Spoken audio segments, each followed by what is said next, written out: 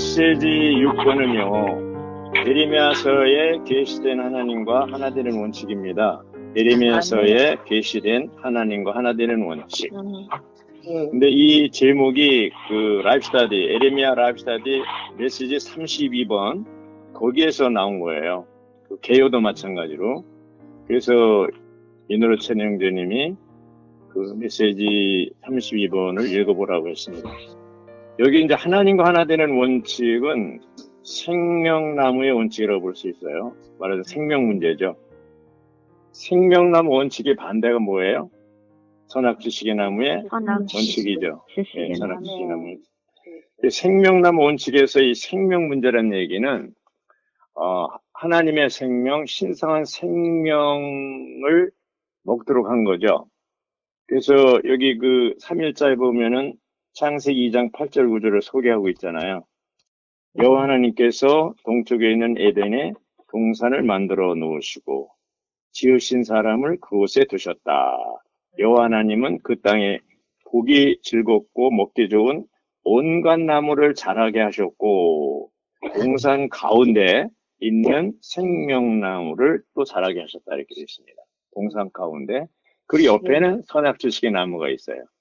근데 하나님이 먹으라고 한 생명나무 열매를 아담이 먹지 않고 먹지 말라고 한 먹으면 죽는다고 하는 선악지식의 나무를 먹었기 때문에 결국 사람은 죽게 됐고 타락하게 된 것이죠. 자, 여기서 이제 죄가 뭐냐? 죄 문제가 나오는 거죠.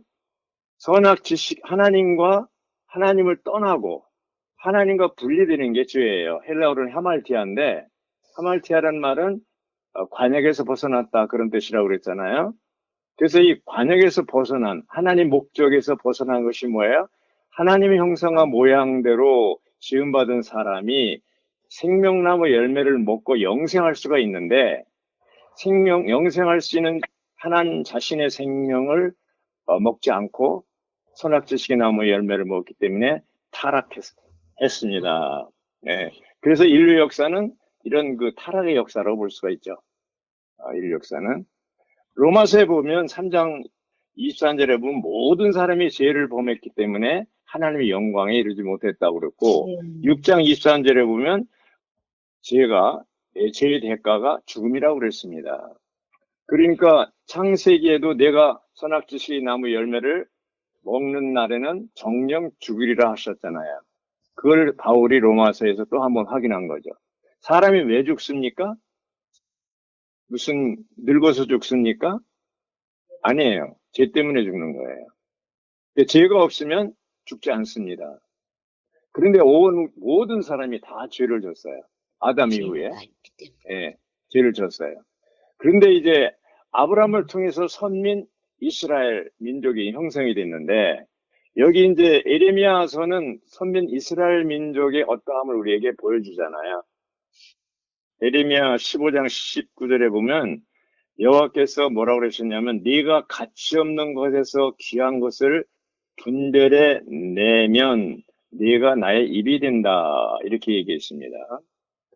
그러니까 일이면 뭐예요? 하나님 입이 된 거예요. 어떻게 됐냐? 네가 가치 없는 것, 이 세상에 속한 것들이죠. 그것에서 귀한 것을 분별해 내면 네가 나의 입이 되어 이렇게 나옵니다. 그래서 예레미야는 하나님이 택한 신원자로서 하나님이 입으로서 계속 이게 말씀하게 되는 것이죠. 신원자가 뭡니까?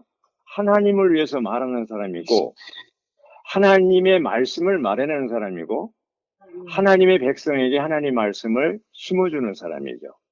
신원자는 하나님의 입인 예레미야가 25장, 예레미야 25장에 보면 이스라엘 백성들에게 계속 뭐라고 그랬냐면은 70년 동안 바벨론 포로가 될 것이다. 이렇게 얘기했습니다. 근데 그대로 됐어야 안 됐어요? 그대로 됐습니다. 근데 그 28장에 보면 이 예레미야 선지가 그렇게 선포했는데 거짓 선지자, 거짓 평화를 얘기하는 거짓 선지자가 나타났어요. 하나냐가 나타나가지고 무슨 70년이야, 20년, 2년 만에 돌아올 것이다. 라고 이제 했는데 이 거짓 선지자 하나냐는 결국 죽고 말죠. 죽고 맙니다. 이 하나님 앞에서 하나님이 말하게 한 것도 아닌데 지가 알아서 제 생각대로 말한다면 죽게 되는 것이죠. 그리고 오늘 이제 여기 그 말씀을 보면요. 그달랴가 나오잖아요. 그달랴. 40장에 나오는데 이 그달랴는 어떤 사람이냐면 정복자들이 꼭두각시로 총독으로 세운 사람이에요.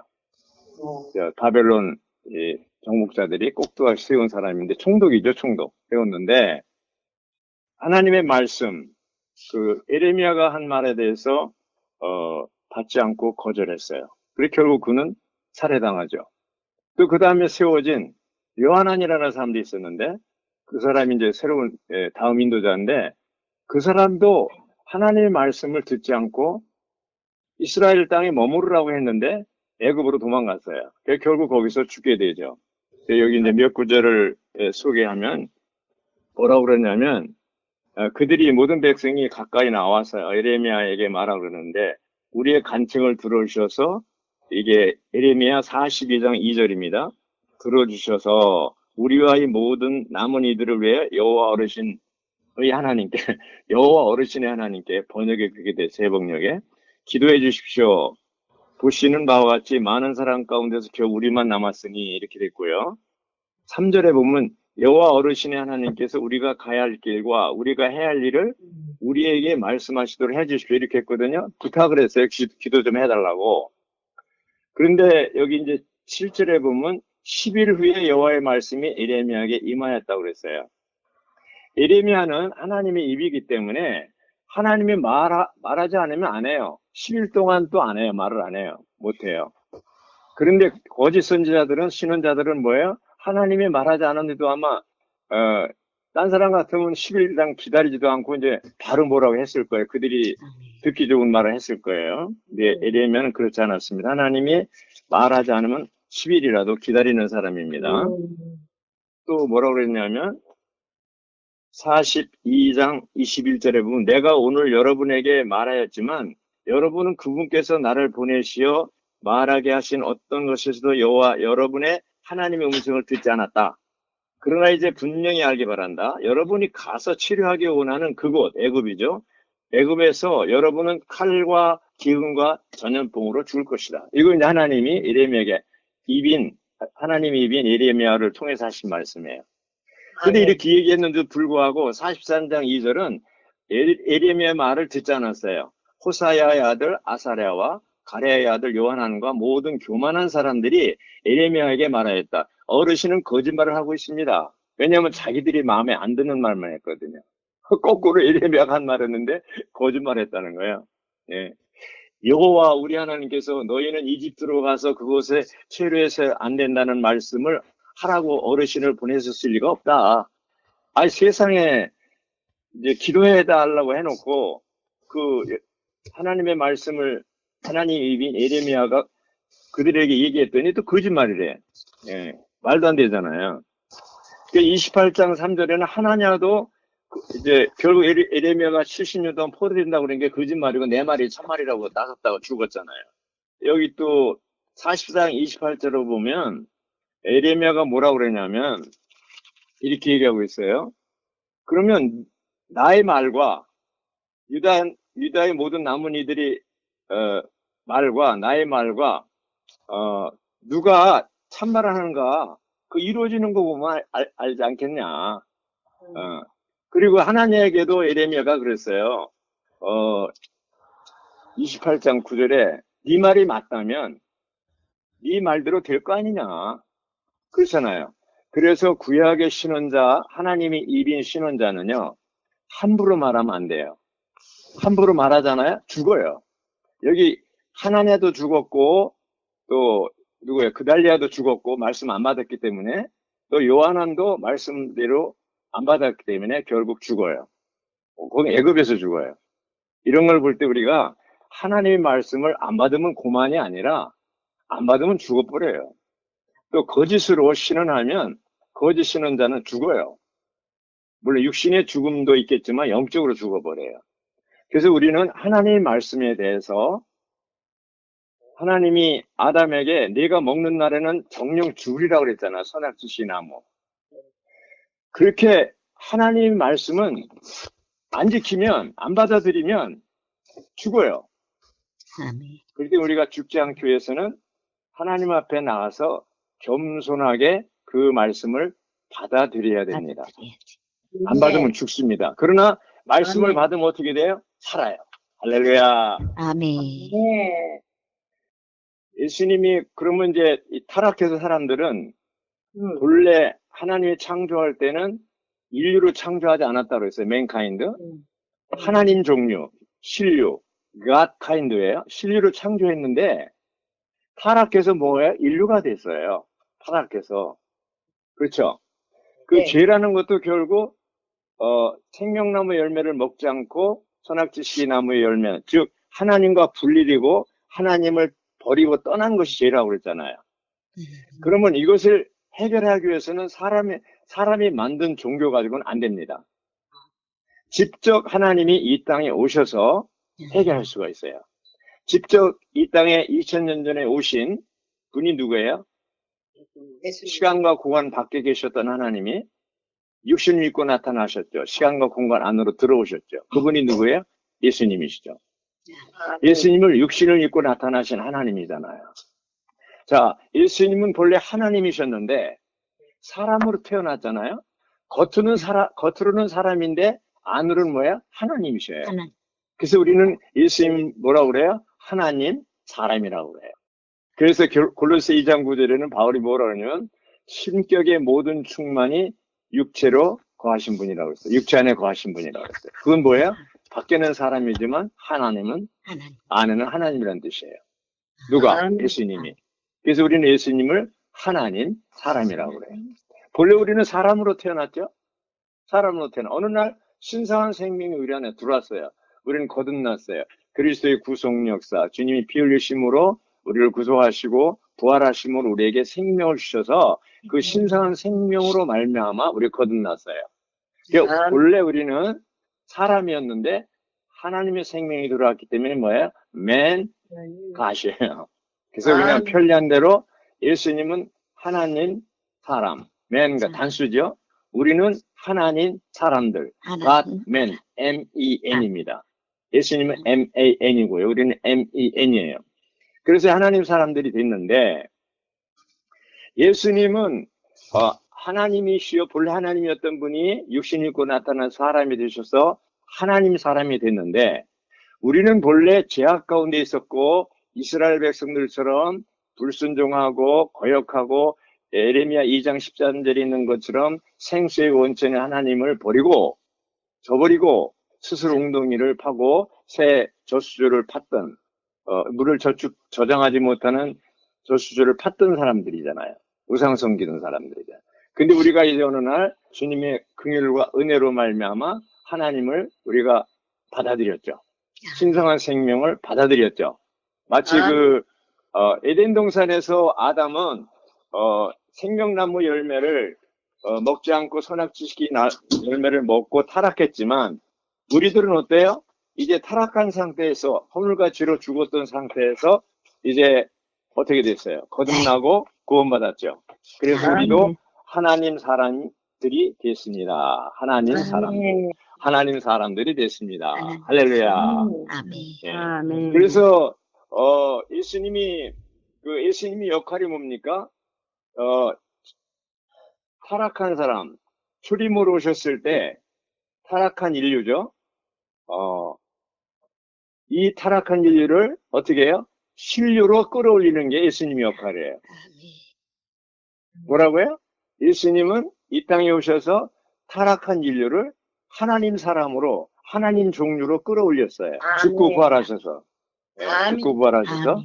그래서 우리가 이런 것을 볼 때 우리가 거듭난다는 것이 하나님의 생명으로 다시 태어났다는 것이 너무나 놀라운 축복입니다. 아멘. 그런데 이제 예수님은 이 땅에 육신을 입고 나타나셔서 그때 예수님이 사람의 모양을 가지고 나타나셨는데 구약의 아브라함도 또 삼손의 부모 마노아 부부도 또 다니엘도 뭐를 봤어요? 구약에 사람이신 예수님을 봤어요. 아멘. 왜 그렇게 보여줬습니까? 하나님의 형상과 모양대로 지음받았다고 그러는데 도대체 하나님이 어떻게 생겼는가를 미리 보여준 거예요. 네, 미리 보여준 거예요. 그래서 우리가 이런 하나님은 보이지 않는 하나님의 형상이라고 그랬어요. 그리스도가. 사람은 하나님과 똑같이 생겼어요. 사람이 어떻게 생겼냐? 하나님 같이 생겼고, 사람을 보면 하나님이 어떤지 아는 거예요. 그래서 실제로 육신 입고 나타난 분이 바로 예수님이에요. 그분은 육신 입고 나타나기 전에도 하나님 사람이었고, 하나님의 아들, 사람의 아들이고, 사람이었고, 육신 입고 나타나신 그 예수님이 죽고 부활하셨을 때 그 부활한 몸도 사람이었어요. 사람의 몸으로 부활하신 거예요. 신령한 몸이 된 거죠. 그리고 승천할 때도 사람으로 승천하셨어요. 보좌에 앉아 계신 분도 누구예요? 바로 하나님 사람이세요. 그걸 누가 봤어요? 스데반이 봤죠. 스데반이 봤습니다. 야, 스데반이 돌에 맞아 죽으면서도 그 정신없는 가운데 하늘이 열렸는데 하늘을 보니까 보호자에 하나님의 아들이 봤다고 그랬어요. 인자를 봤다고 그랬어요. 그러니까 그분은 다시 오실 때도 뭐예요? 하나님 사람으로 오시는 거예요. 놀랍지 않습니까? 아멘. 자, 이런 하나님 사람이 생명 주는 영이 되셔서 이제 사람들을 구원하시기 위해서 다메섹 교상에 곧 어디에 사도행전 9장에서 누구를 만났어요? 사울을 만났죠. 그래서 빛 가운데 그를 체포하고 그를 이제 믿고 침례받게 하고 아나니아에 의해서 그걸 구원시켰습니다. 바울은 그때 예수님을 인격적으로 만난 뒤부터 인생이 확 바뀌어버렸어요. 가치관이 바뀌었어요. 가치관이. 예, 가치관이 바뀌었어요. 근데 그 전에 제가 이제 누가복음 12장 가치관 문제가 나왔기 때문에 12장을 소개해 드리는데, 거기 보면 12장 15절에 사람의 생명의 가치가 자기 소유의 넉넉한데 달려있지 않다. 이렇게 예수님이 얘기했습니다. 말하자면 사람이 가치가 해부동사, 얼마나 뭘 넉넉히 갖고 있느냐에 결정되는 게 아니고 뭐예요? 사람의 가치는 해부동사가 아니고 비동사라는 거예요. 네가 어떤 사람이냐, 이런 사람이죠. 우리가 그리스도의 심판대, 고린도후서 5장 10절에 그리스도의 심판대 앞에 다 서거든요. 그때 내가 세상에서 무엇을 많이 가지고 있었다라는 것을 가지고 심판받는 게 아니고 우리가 어떤 존재인가를 가지고 심판받는 거예요. 아멘. 맞아요? 들려요? 그리고 아멘. 해부동사는 별 의미가 없어요. 네. 로마서 14장 10절에도 하나님 심판대가 있잖아요. 계시록 22장 12절에도 심판대에서 상벌을 주신다고 했어요. 보상과 징계. 그렇죠? 우리가 모두가 다 그리스도인들은. 그럼 우리가 그분의 심판대 앞에 섰을 때 우리가 어떤 것을 세상에서 가지고 있었느냐, 해부동사 인생으로서 심판받는 게 아니고 내가 어떤 존재로 살았느냐, 어떻게 하나님 사람으로 살았느냐, 이것을 가지고 심판을 받게 된다는 것이죠. 누가복음 같은 12장 19절에 보면 이 사람이 부자가 내오나 여러 해 동안 쓸 물건을 쌓아두었으니 편히 쉬고 먹고 마시고 즐거워하자, 이렇게 얘기했습니다. 예. 근데 예수님이 뭐라고 그랬어요? 이 어리석은 사람아, 오늘 밤 너에게서 너의 혼을 두루 찾아가면 네가 장만해둔 것이 누구시 되겠냐. 예. 하나님에 대해서 부여하지 못한 사람이 이어갔다고 그랬어요. 그 부자 청년에게, 부자 사람에게 얘기한 거예요. 그러므로 오늘날 이 땅에서 우리가 쌓아두고 사는 이게 아니고 우리가 하나님 사람으로서 계속 주님을 먹고 마시고 변화돼야 될 필요가 있는 거예요. 변화. 그래서 우리의 영은 거듭나는 것이고 우리 혼은 변화되는 것이고 우리 몸은 변형되는 것입니다. 아멘. 이 교회 생활이라는 것은 뭐예요? 우리 혼이 변화되는 것이죠. 그래서 여기 이제 얘기하잖아요. 로마서 12장 2절에도 생각을 새롭게 함으로 변화되어, 이렇게 얘기하고 있잖아요. 그래서 이러한 그 변화에 대해서 얘기를 많이 하고 있는데, 이제 그 변화되면, 같은 형상을 입으면, 그리스도와 같은 형상이 이루어지면 우리의 변화의 가장 톱이에요. 그래서 갈라디아 4장 19절에서 여러분들을 위해서 여러분들이 그리스도의 형상이 이루어지기까지 내가 해산의 진통을 다시 겪는다고 그랬는데 그 각주에 보면요. 뭐라 그랬냐면 그리스도의 형상이 이루어지기까지가 병아리가 부화할 때 21일 만에 3주 만에 부화하는데 내일 부화한다면 그때 달걀을 보면 이제 그 병아리 형상이 다 이루어졌다고 그랬어요. 이루어져 있다고 그랬어요. 마치 우리가 우리 안에 형상을 이룬다는 것은 우리 내적인 문제잖아요. 모양은 외적인 거고. 그러면 그리스도의 형상이 내 안에 이루어졌다는 것은 그리스도의 인격으로 가득 찼다는 거예요. 그렇게 인격으로. 그래서 우리 생명이 자라서 변화돼서 하나님의 성분이 내 안에 더 증가돼서 어떻게 돼요? 그리스도 형상이 이루어진 것을 말하고 있습니다. 이제 그 바울은 여기 6주 4일자에 빌립보서 3장 7절에서 아주 그 놀라운 고백을 하고 있는데요. 뭐라고 그랬습니까?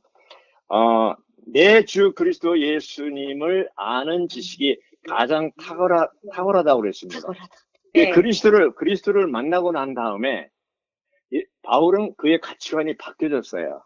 이름도 사울에서 바울로 바꿨어요.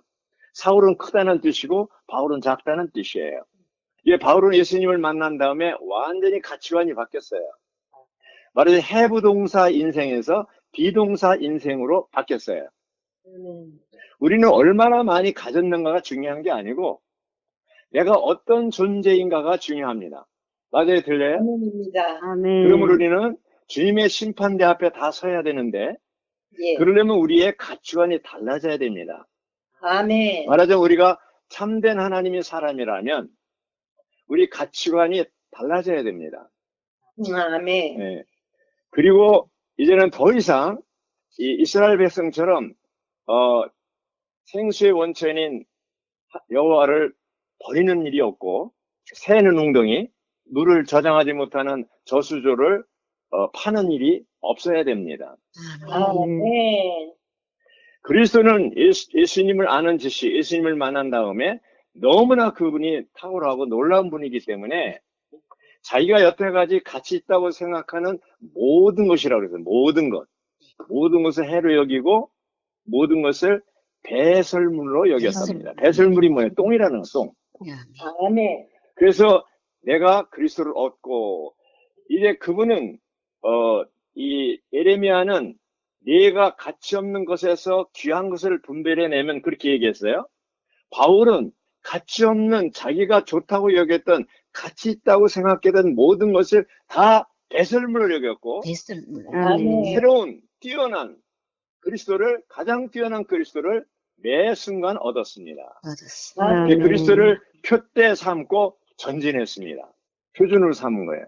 자, 우리 자매님들은 표준이 뭡니까? 무엇을 목적으로 삼고 살고 있습니까? 물질입니까? 세상의 명예입니까? 자녀입니까? 남편입니까? 무엇입니까? 그리스도가 우리의 표준이고 목표요, 표대가 돼야 됩니다. 그리스도가 우리의 가치가 돼야 됩니다.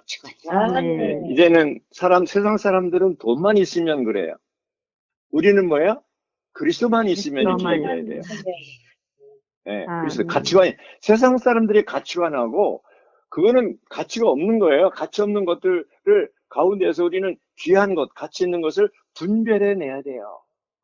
그게 예레미야거든요. 그렇기 때문에 예레미야는 항상 하나님의 말씀을 주의했고 그분이 말하게 하심을 따라서 말을 했습니다. 이스라엘 백성들은 그렇지 않았죠. 그래서 그들은 다 죽어버렸어요. 우리도 오늘날 이 타락한 세상에서 세상의 풍조, 세상의 흐름 가운데 있지 않고 어떻게 돼요?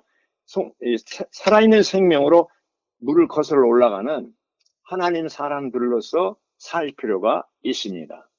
바울처럼 이 여태까지 가치 있다고 생각하는 모든 것들 다 배설물로 여기고 오직 그리스도만 우리의 나의 인생의 가장 뛰어난 탁월한 그리스도를 나의 모든 가치로 여기고 그리스도를 얻는 데에 우리 시간과 물질을 투자해야 됩니다.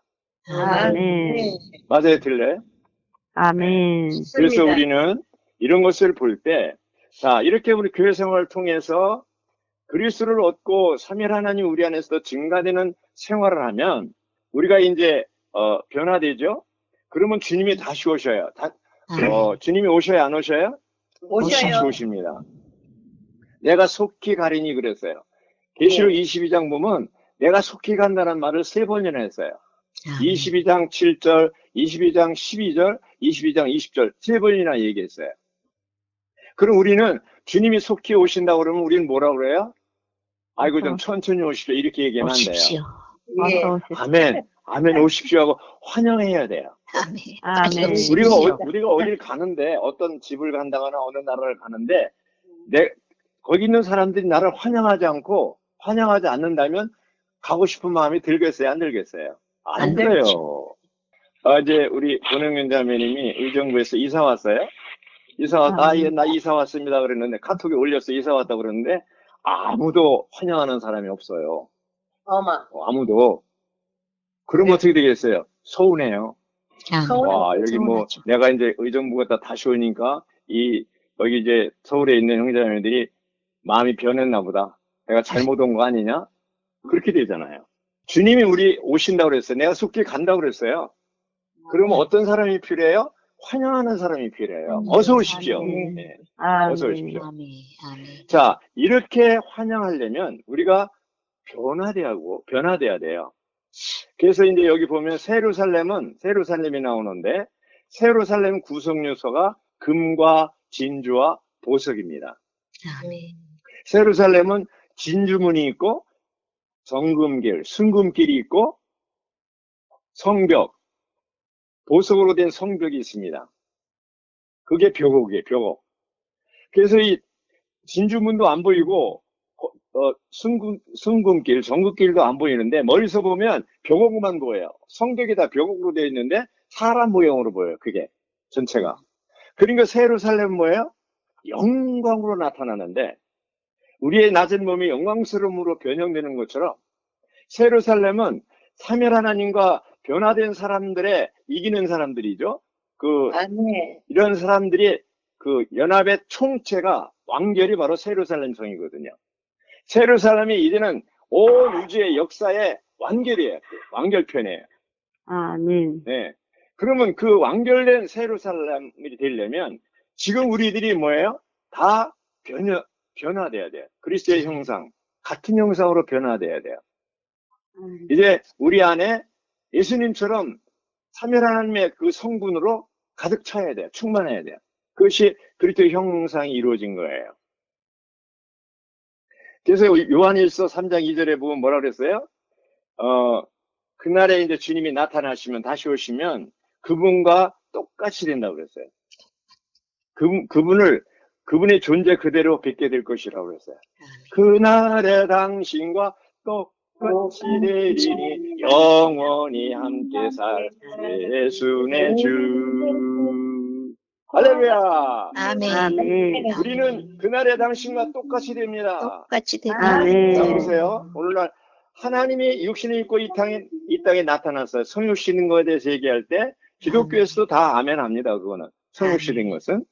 그리고 이제 하나님의 경륜이 뭐예요? 아타나시우스가 말하기를 하나님의 경륜은 하나님이 사람 되신 것은 사람으로 하여금 하나님 되게 하려 하십니다. 신격에서는 아니지만 생명과 본성과 모양과 기능에서는 하나님같이 똑같이 되는 거잖아요. 그렇죠?